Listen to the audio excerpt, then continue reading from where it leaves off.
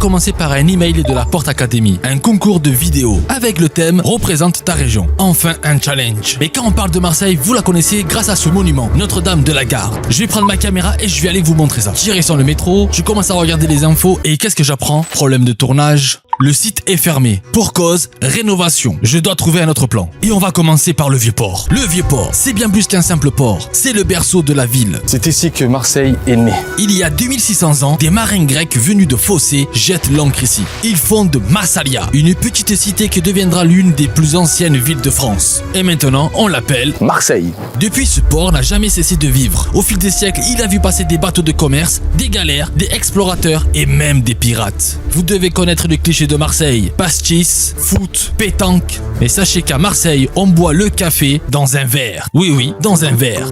C'est meilleur dans un verre. Si vous voulez connaître l'histoire de Marseille, ouvrez bien les yeux. Vous avez plein de petits panneaux comme ceci Pour vous raconter des petits bouts des histoires de Marseille. à travers toute la ville de Marseille. C'est pas beau ça? Je profite de cet instant café pour vous amener dans les côtes de Marseille, où vous allez découvrir des petites pépites.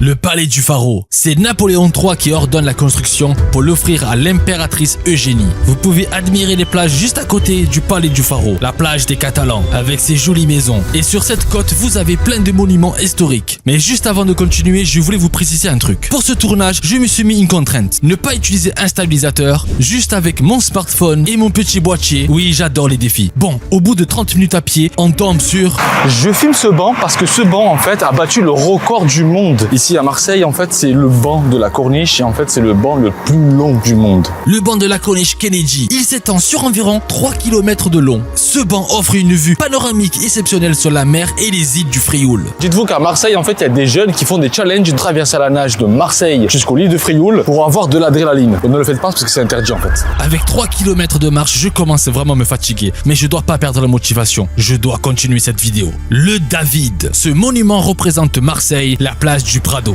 L'une des plus belles plages de Marseille. Ne soyez pas choqués si vous voyez des gens se baigner, c'est tout à fait normal. Ici à Marseille, les gens se baignent toute l'année. Et quand on parle de Marseille, évidemment on parle du foot. Et je vous amène avec moi au stade de Vélodrome. Mais avant de parler du stade, il faut que je vous avoue quelque chose. Ouais, j'ai triché là, j'ai pris le bus. J'avais tellement mal aux jambes.